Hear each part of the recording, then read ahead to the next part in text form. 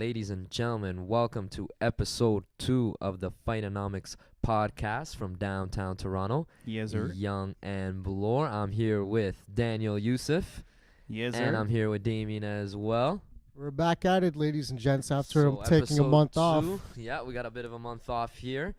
But I think there's about three to four main topics I think we can definitely dive into. There's some big MMA events. The first being the trade between ONE FC and the UFC.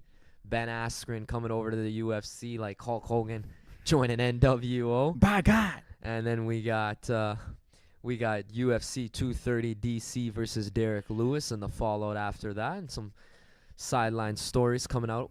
And then probably the third is the most recent UFC 25th anniversary show. Yair Rodriguez. Yair Rodriguez's last second KO. And we also got Donald the Cowboy Cerrone, the most UFC finishes of all time and the most UFC wins.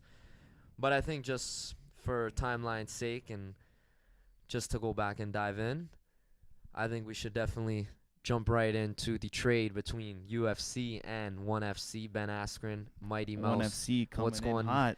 What's going on with the flyweight division? Do you want to kick off your thoughts on it? Yeah, I like that there's trades now in MMA. It makes things more interesting for the fans because I've always wondered if like in the fight game if there could be something like a trade, because you always see fighters they're not happy with their contract situation, because the UFC really the UFC is not the most perfect fighting brand, because there's a bunch of guys that complain about it, and girls, of course. So when things don't go their way and they feel like they deserve more, I remember like Musasi. Musasi is a star in MMA, and then he felt like the UFC is not doing what they could to make him a bigger star. So he's like, I'm gonna go to Bellator and become the biggest thing there. And he saw the fight with what's his name? Roy McDonald, and he demolished him. And now he's getting the. It's obviously Bellator is not like UFC, but he's getting the recognition that he deserves. And I believe if there's trades, it's gonna make things even better, because if one fighter is not not happy with one promotion, and then let's say another fighter is not gonna be happy with the other promotion, then they can just be like, okay, let's trade our guys, and that's it. Yeah, I think with Musasi, it was a little bit easier for him because he was a free agent.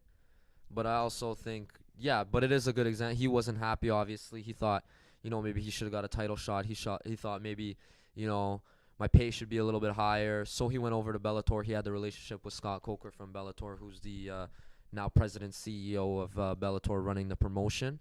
So I kind of see that there. There's also another aspect too, where now I think we can get into it soon. I don't want to jump too ahead, but what's gonna go down with the flyweights now? And that's exactly what I wanted to talk about too, because I'm all for trades in MMA. I think, like Yusuf said, it's such a great thing to be happening in this sport. But the implications of it is just that what happens to the 125-pound division now. I mean, we have TJ Dillashaw coming out saying that he was just paid buckets of cash just to go kill the division. And there are rumors that are going on right now that Mighty Mouse is left to go to ONE FC. It's just that, okay, you're one of the all-time greatest martial artists is now gone. Where does that leave Henry Cejudo and the rest of the division? It's just are we really going to be seeing a bunch of flyweights keeping their jobs and whatnot, keeping their life's work essentially, or is it just going to be a select few 125-pounders moving up to bantamweight to challenge Dillashaw and the rest just get canned? I mean, I practice martial arts all the time. I practice at 125 pounds myself. If I were to ever compete one day, I would like to know that my assurance in that division is strong, and I would be able to compete in a division like that. And because you do see that a lot of the smaller guys do have talents that's worthwhile. Oh yeah, for sure. And it would be sad to see a bunch of those talents just get let go just because nobody has a perceived interest in the smaller guys. Yeah, I definitely see. There's two sides for me where because I'm kind of in the middle within regards to the trade and everything. I love the fact, like Yusuf was saying, about how trades can happen now, because I think there's a lot of interesting things that can happen. I saw one thing online. Somebody suggested, and I can't remember. I think it was Fightonomics, some fight Instagram account, fan Instagram account that I follow, where they suggested maybe a trade of Cody Garbrandt for Aaron Pico from Bellator. And I'm like, that's a pretty interesting idea, the fact that these trades can come about and that guys that are unhappy can leave instead of, like Yusuf was using the example of Mousasi, a guy who was a free agent and was unhappy, easier to leave and became a bigger star than a guy who's there. Now for Mighty Mouse, came to light that it was his idea of proposing the trade, and he says it doesn't hurt to ask. So he ended up coming with the proponent of a trade. So you can say, yeah, he was unhappy. Now in regards to the division, see, for me personally, if the UFC wants to get rid of the flyweight division and sort of move on from it, I can kind of see their point in doing that, because honestly, there isn't a sort of a, how do I put this, a sort of, like, I see where they're coming from, that the numbers weren't there, that the market wasn't there for the flyweights. Now, do I think they sold the flyweights properly? Not necessarily, like, and effectively, not necessarily. I don't think they marketed and sort of promoted the flyweights in an effective way.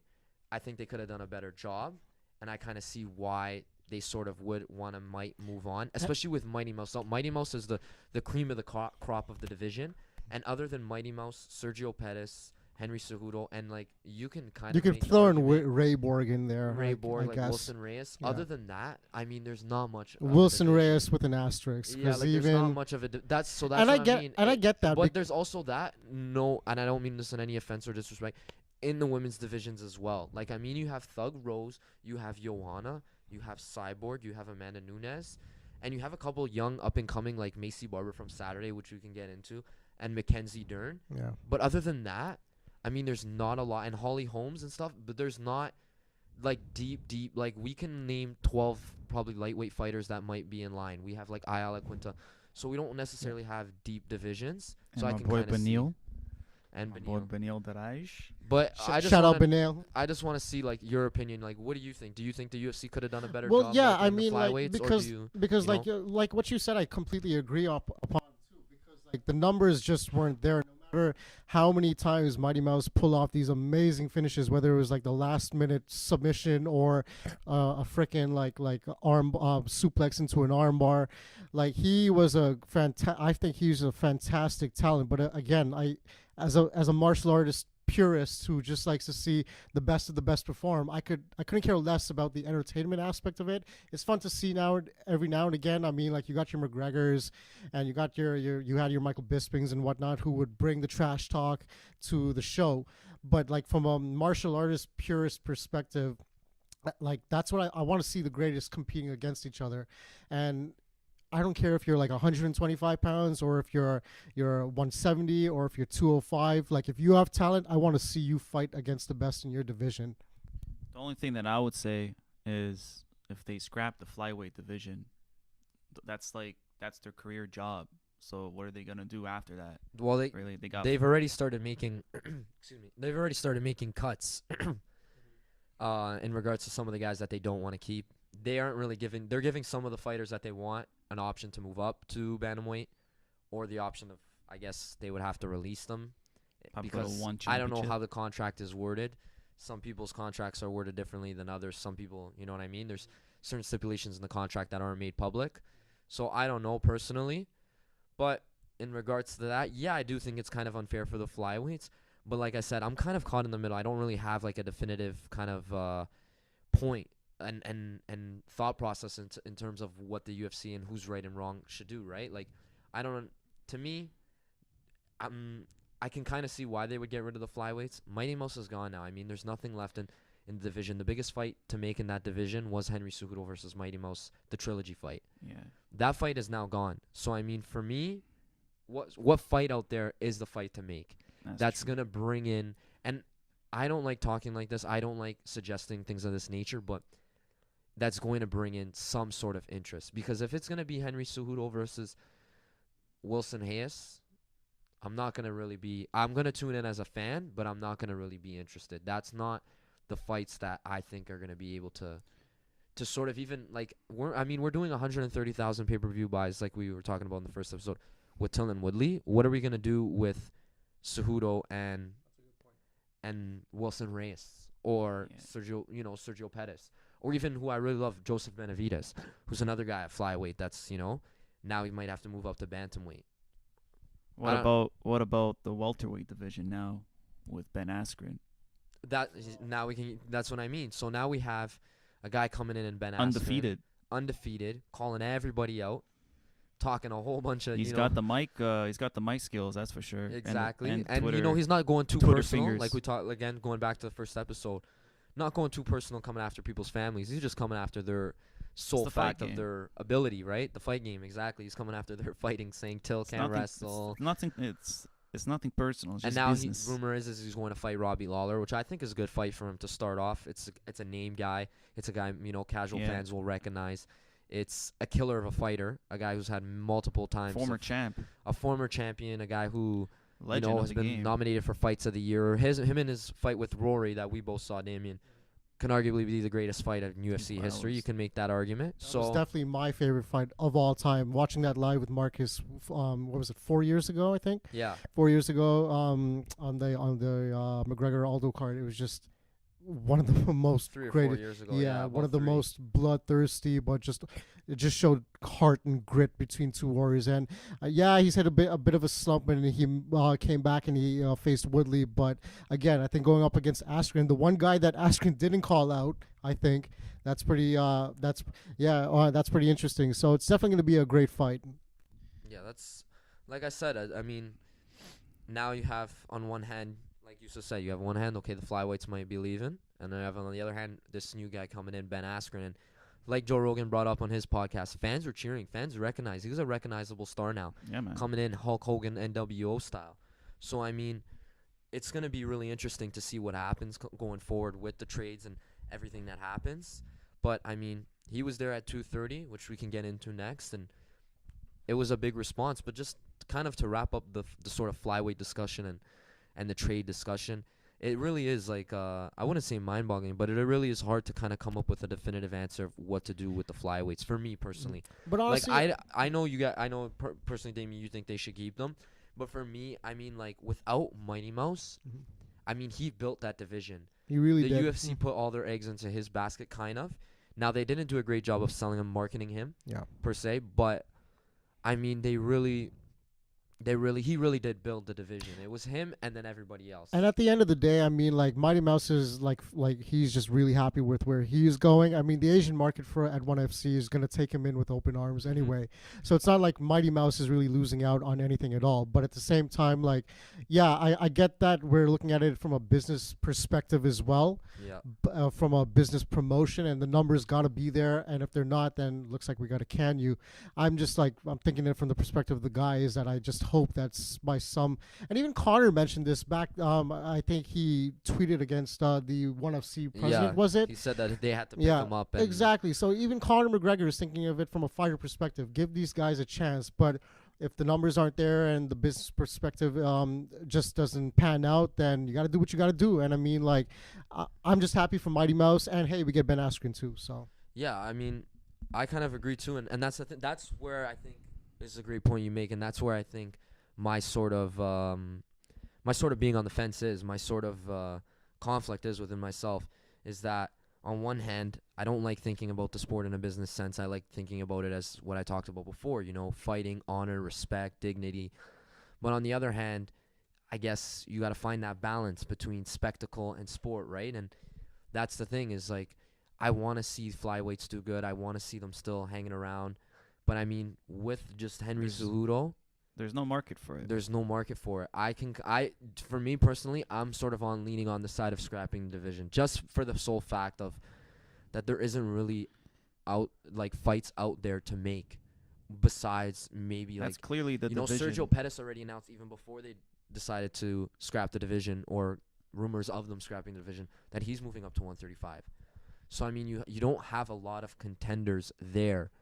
TJ coming down, I don't know what you guys think about that. I kind of think like, I'm going in there to kill the division. Yeah.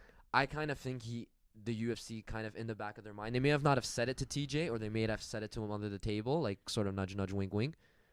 Is that, yeah, we need you to go down there. We need you to win the fight. Not that they would have a dog in the fight, to say it for that expression, but that they would sort of, tell TJ, yeah, we kind of need you to win, so to delegitimize the division, because then if Henry Cejudo wins, it sort of legitimizes the division, says, hey, we got a contender here. Not a contender, a champion, a pound for pound champion here. That, well, it's not deep enough, but that, like like you said, yeah, it's not deep enough. The UFC is mostly, I think, the most like the divisions that they pay attention to the most, in my opinion, is the heavyweight. No, the number one's the lightweight because of Conor. Yep. Then I would say it might be the heavyweight, and then welterweight. Yeah, I those think are the since John Jones left, the what's that division? Light heavyweight has been like. I mean, it's a weird dynamic though. Yeah. The whole like, just thinking about it, the dynamic between Mighty Mouse and the UFC that was going on. Like, Mighty Mouse felt like he wasn't getting promoted enough and marketed it properly. The UFC felt that there wasn't a market for flyweights. They wanted to pigeonhole him. I mean, for me personally, I'm no expert, but I just think it's both sides. I kind of that's why I'm on the fence now that I think it was like. Well, getting back to it. Points, yeah. Even getting back to it, I mean, like look at what ONE FC is already doing for Mighty Mouse too. They already started that esports initiative. Mm-hmm. Mighty Mouse is like one of the biggest gamers, like gaming fans in the world right now. He's always on his Twitch live streaming his plays. So at the end of the day, it just goes back to showing that how much appreciative they are to have him there, and like. Fans of Mighty Mouse are going to go watch him compete regardless, I think, because like you said, Marcus, like he himself built that division. Mm-hmm. So we're going to be watching his fights in ONE FC. The hardcores. The hardcores. Regardless of wherever he ends up, we're going to be watching Mighty Mouse and seeing how he fares because we can appreciate his talent. And that's a good point too. And now the more that I think about it, I sort of have the philosophy of when the UFC just markets themselves in a way that's for the, I wouldn't say the hardcore, but for the niche, just marketing it towards the niche, towards the fan that tunes in every week. It doesn't necessarily have to be hardcore, but the fan that's going to tune in every week. I feel like the casuals will come in. Now I get it. Now that they need to see return on that investment, WME and IMG. Even before that, they need to see sort of their return on bringing in the flyweight division. But I feel like you gotta somehow stick with it, and they could have done a lot of different things. They had Mighty Mouse a lot on the Fox cards, the free cards, and I think putting him as a co-main event, which I brought up one time to Yusuf, is putting him as a co-main event, like they did with Joanna, like they did with the women's divisions. A lot of besides Ronda Rousey, a lot of women's fighters and a lot of women's title fights, and particularly the strawweights, is which is the second division they brought in. They a lot of the times put them as co-main events on big pay-per-view cards, and that's going to bring in that audience. That's why they put Israel on the New York card for UFC 230s, because now that was sort of his coming out party. You had a lot of eyes watching DC on that fight.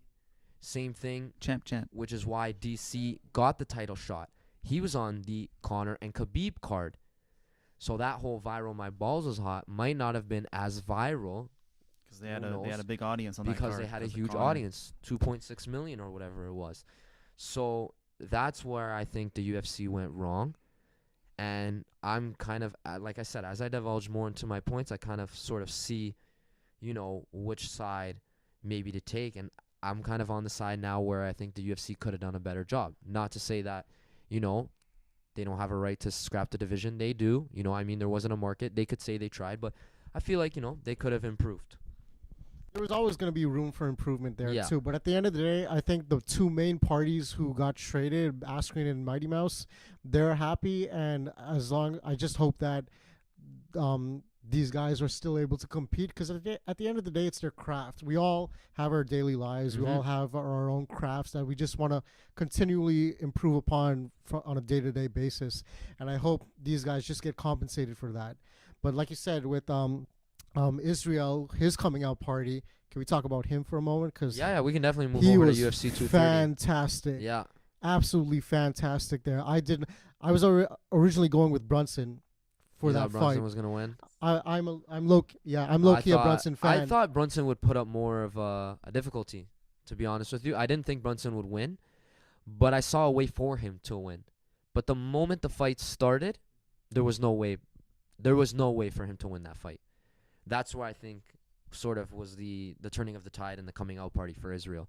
Was that before the fight, you can make arguments of why Brunson might win, might use his wrestling, might make it a gritty fight, ground and pound. But Israel's and that's who he's It's been Flair, compared too. to, right? He's a fun fighter to watch. Like, he's not. Definitely the breakout star. Yeah. He's unique. That's why he's unique, and I feel like he's just gonna go to the top. He's gonna be he's probably the next big star in the UFC. Yeah, definitely. I definitely agree with that. He's the next breakout star moving into UFC 230 and post UFC 230. I mean, I don't know who the UFC is going to line up with him next, but I mean, for him to absolutely destroy a guy like Derek Brunson, who's fought Machida, who I believe knocked Machida out, Yep. and who's fought the likes of Whitaker's and different sort of fighters at the top of the division. Mm-hmm. I mean, give an example. Anthony Pettis, his first fight in the UFC was against Clay Guida, and he ended up losing that fight by decision. Mm-hmm. Ended up getting taken down, mauled, ground and pound. That's where I thought might happen to Israel. Mm-hmm. I said, okay, this might be the fight where, you know, he has to go back to the drawing board a little bit maybe, or none of that. And that's where I think he's going to become. I don't want to say, always, like, you know. Dana's always saying that we're always looking for the next big star. I was watching his post-fight conference after the entire event was done, and he's just a naturally funny guy. Yeah. I mean, like a lot of he'll definitely be drawing in a lot of the hardcore fans, but I think a lot of casual fans too are gonna be saying, "Wow, this guy is actually really funny." Like, he's cracking jokes at the post conference. He's saying, he's talking smack to Brunson in a way that is not insulting, derogatory, but just like fun banter. And I'm like, this guy's gonna catch on quick. As for he's gonna fight, he's middleweight, right? Yeah. So I'm thinking the rumor going around the mill was that it's going to be either Romero or Costa. And I thought it was going to be Romero at first. Mm-hmm. But now Romero is rumored to be scheduled up against Anderson Silva. Yeah, he wants to fight Anderson. Which... I mean, yeah. A money grab, yeah, for sure. But I'd like to see Stylebender and Costa. I mean, that's a fun matchup. Good fight. Who do you want to see him up against? Who do you think is a good matchup? Middleweight? Yeah. I have a guy in mind, but let's see. I was gonna say Chris Weidman. That might be a good fight, but or Chris Luke Weidman, Rockhold. that'd be a good fight too. That's a good point too. Him and Luke Rockhold. I mean, Luke Rockhold needs a fight, but then again, I mean, Luke Rockhold against Weidman is still a fight that you can make. For me, just sort of the way Jacare beat Weidman, I feel like Jacare.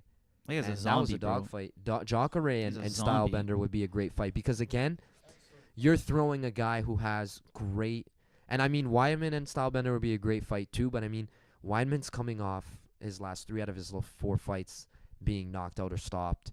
2 of them in his home state. Yeah. So I mean, for me, Weidman, if Stylebender beats Weidman, a lot of people will say, well, you know, Weidman's on the decline. You know, I mean, which is still going to be a good fight for him to build his resume. And Weidman is a former champion who beat Anderson twice.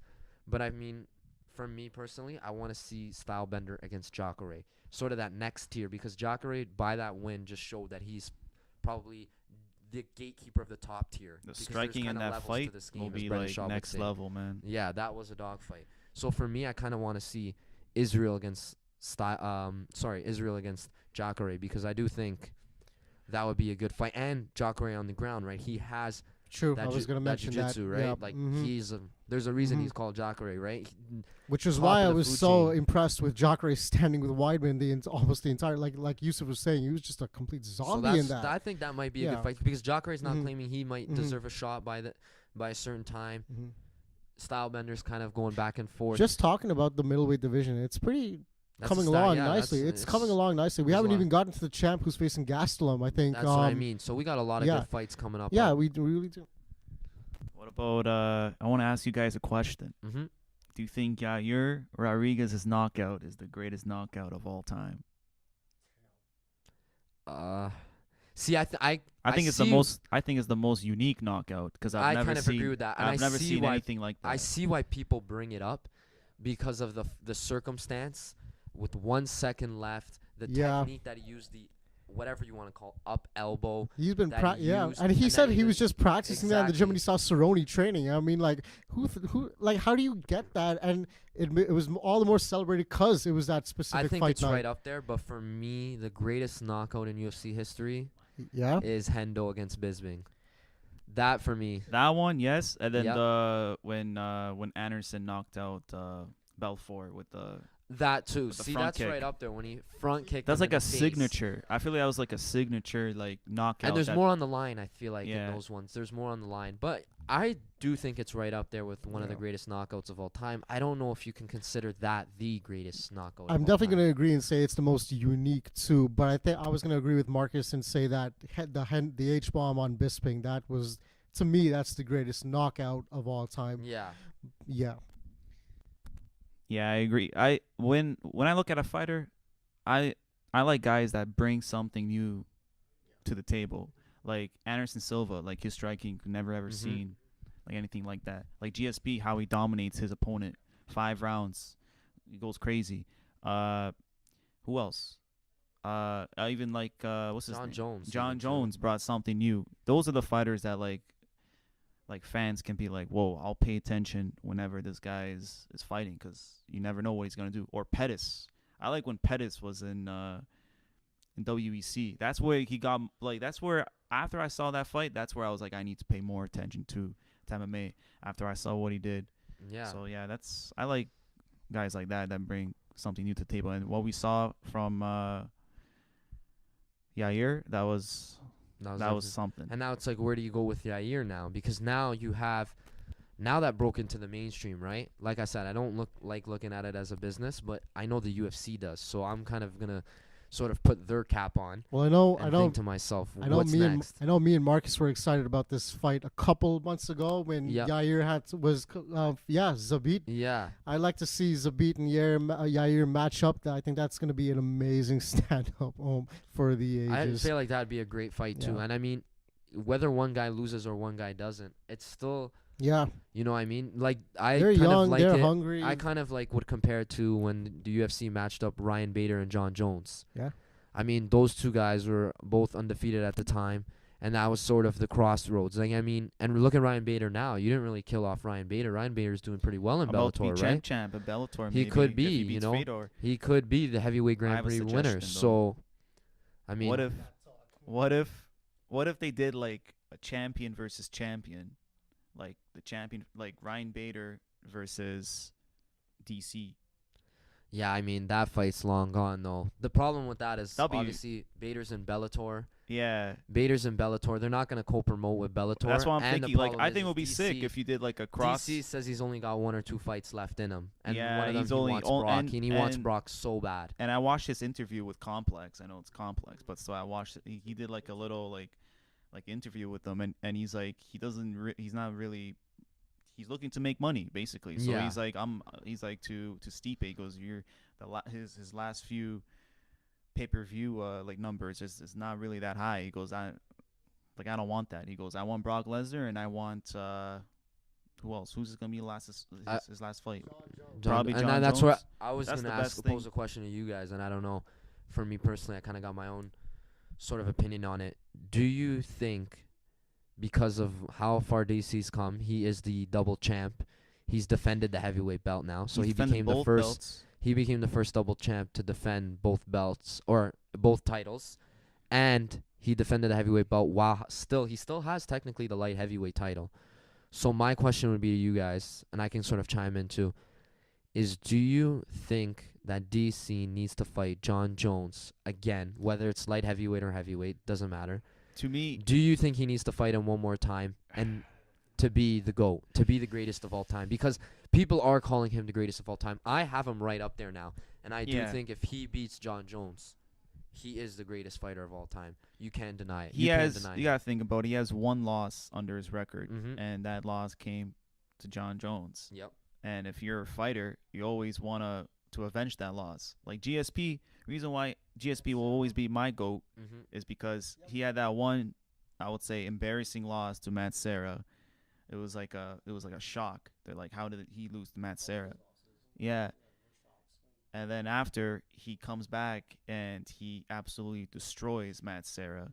But I feel like this one's a different beast because Matt Serra's can't really compare Matt Serra to Yeah. John Jones. And John Jones, you finally want to see him fight clean. And DC, obviously, he's. I don't think he's gonna have a I problem do- fighting clean. Like I said, I do think that fight But has he to needs happen. to. Like, I feel like in order for him to cement his legacy as the GOAT, Whether he he needs wants to to be- agree with it or not, and I do feel bad for DC because one man should not dictate your legacy, your career, your life, because fighting is his life. These fighters, this is their life, like we talked about in the beginning of the podcast. Yeah. Is why we love the sport so much and what we came to realize while watching the sport. But I do think Yeah. he needs to fight John Jones. I'm gonna take the contrarian route and say Yeah. say the opposite. I just look at DC stats for 2018. Yeah, I thought Ozdemir was he was a gonna threat, be yeah. the next biggest threat. Stopped. I thought Stipe is to me up there with one of the greatest heavyweights of all Yeah. time. I thought he was gonna be the ultimate test, and honestly, I thought I had him winning against DC. A lot of DC people knocks did, him yeah. out in the first, and he defends against Derek Lewis. He's champ, and his 2018 stats speak for itself. Does he need to be John Jones to be considered the GOAT? Personally, I don't think so, No, because I'm looking at it from the perspective of DC and also fans too. Like, he has already solidified himself. Like you said, he's defended both belts. Never been done before, and I don't think he has any intention really of coming back to fight John Jones. See, the problem is when you compare John Jones and the greatest of all time debate, which I kind of don't think you should, but I know people are. Because I don't, for me personally, I'm under the assumption, and not even under the assumption, I'm under the opinion that if you fail a drug test, I'll give you the benefit of the doubt the first time, especially if you don't admit, which they never do. But with Bones, it's a fool me once, shame on you. Fool me twice. Exactly. I'm not going the with this second again. time. So I think Jones basically disqualified but himself. he did beat DC, and he didn't test positive in that first fight, and he beat him pretty easily. I mean, yeah, he went to a decision. He didn't stop him like the second fight, which ended up becoming a no contest because of the failed test. Mm-hmm. But he beat him. Mm-hmm. And for me as a competitor, yeah. For me, a lot of there's us have no that same argument. train of thought. You can't make an argument that DC is better than or deserves to be the GOAT over John Jones if he does not beat him. Because John Jones has that win over him. That one win. Not the two that a lot of people are saying. That one win. So, for me, I don't understand, why he wouldn't want to fight him that one time. I do and I don't. Because that's going to eat at him, I think, as a competitor. But DC needs to hope that John Jones needs to beat Gustafsson, which is coming up next. Yeah. Gustafsson first, and you saw how they fought in their first fight. I know that is a dog fight in Toronto. But I think if Jones comes and wins the light heavyweight title, because I think it's going to end up being for the light heavyweight title. Yeah, it is. It is. So DC's going to relinquish the belt the minute that fight starts. The moment that John Jones, if he wins, I think that is going to be one of the biggest fights in UFC history. Oh, yeah. You put John Jones, because I don't agree. I don't think DC's coming back down to 205. I think if John Jones and DC fight one more time, it's going to be at heavyweight. Yeah, for sure. So why not have John Jones, his attempt at becoming the greatest of all time? Think how you can market this fight. Put your marketing hat. The greatest of all, the fight for the GOAT status. Yeah, that's what I was going to say. John Jones. I was going to say that. You have John Jones, the light heavyweight champion, the man with the only defeat on Daniel Cormier's record. Quote-unquote undefeated with, quotation marks. John Jones, this machine that many people have considered the greatest of all time, facing DC, a double champion, a man who had both belts, who's defended both titles, and John Jones is coming for that double champ status as well. And if he beats DC, he'll have 2 wins over him. I think a lot of fans, whether you're a hardcore fan, because I think casual fans do know Cormier. Yeah, of course. John Jones by now. That fight markets itself, and to be honest, that very well may be the biggest fight in UFC history, ahead of Khabib and Conor. I agree with that. That markets itself, like you said, the one fight to decide who really is greatest It might not do as much numbers, but doesn't matter. Like I said, from a purist perspective, which is where we got to get back to, because like I said, I've been veering off and getting into the business. I do think that's gonna be the greatest fight of all time. Yeah, the way that you can like to market that fight, I think it should be a hit, and it makes perfect sense. I'll ask you the question, Yusuf. Do you think DC needs to fight John Jones one more time? Do you think he needs to? I think yes. I think he needs to. He needs to avenge that one loss, and then I mean, after, yeah. because he's 40 years old. He needs to. He needs doesn't that have much fight. That is left. the Ali Frazier. You can't go back. The UFC. He can't go back and like say a couple years from now when he's retired, but like, oh, I want to come back into the fight game. You can't make he can't, as much as he might want to, as much as people might give him the benefit in doing that. Me personally, as a fan, I can't sit here and make a valid argument that DC is the greatest of all time if he doesn't fight John Jones one more time with the opportunity to do so. And there's an opportunity to do so. Forget Brock Lesnar.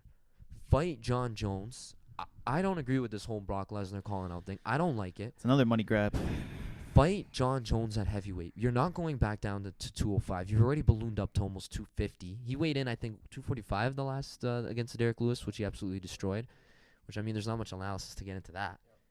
I knew what was the result of that. I called in my opinion, that was like Conor and Khabib. It ended up being the second. That was like Conor and Khabib. Exactly. I was like, I knew what was gonna happen. So why not fight John Jones one more time? I mean, just you need. If I was in DC's corner, I'd be telling him, don't let this define your career and define your life. But you need to fight John Jones. Yeah, when I look at DC now, something just like, I understand he's a champ. He has 2 titles, but something just feels empty with him, and I feel like I know why. It's because of John Jones. Now, just sort of to wrap it up, I guess GOAT debates. Yeah. Yep. You can. I know I would never, and we would never throw Donald Cerrone's name in the GOAT debate. Fan favorite GOAT debate, maybe. Very big fan favorite, and he's one of my favorites. Hats off to but he Cerrone. does have Yep. the most wins. Mm-hmm. And the most finishes Mm-hmm. in UFC history. Outstanding Great performance competitor against Mike Perry, which I don't know. And I was even screaming at my TV because I did want Cerrone to win. But when Mike Perry gained the position on Cerrone, I was like, okay, get up. And then he got reversed. Cerrone ended up on top. I was like, okay, now see, that's why. Then it gets on top again. And I'm like, okay, why are you in his guard? So I kind of saw that whole thing play out. Good for Cerrone. A lot of bad blood there. Yeah, even in spite of all the drama that was happening at Winklejohn, too, I'm just overall really happy for Cerrone to be back adding another W to his win column. Like, that was really fantastic so I to think, see. Yeah, so I think that was sort of a great sort of recap of all the events that went down. Great way to commemorate the 25th anniversary. As fantastic. well, yeah. And just sort of to wrap up, we got the UFC fight card in Toronto coming up. We got Max Holloway versus Brian Ortega, which we will try to get in a podcast in between because we sort of took a month little break. Schedule conflicts. Guys were down with the flu, including myself. So flu bug. So we sort of should kind of tee that up. And then also we do have now our Instagram page up and running, Fightonomics, where we'll post. We're gonna start getting some clips up, some analysis up, some breakdowns, some facts, some news. So we're gonna start in the coming months. Hit that follow button. Get that. Subscribe on YouTube. Subscribe on YouTube as well. Fightonomics. The Twitter, the whole Fightonomics. We're covering the whole 9 yards. So our Twitter, Instagram, we're on Apple Podcasts, Spotify. Follow us. Keep up. Like, comment, tell your friends. We're all there. All right, boys. Great second episode. It was lit. And we'll be back sort of to tee up. I'm sure there's gonna be more news coming out, more interviews. The flyweight division we might find out an answer to there. And let's kick off with the preview of Toronto next. Yes, sir.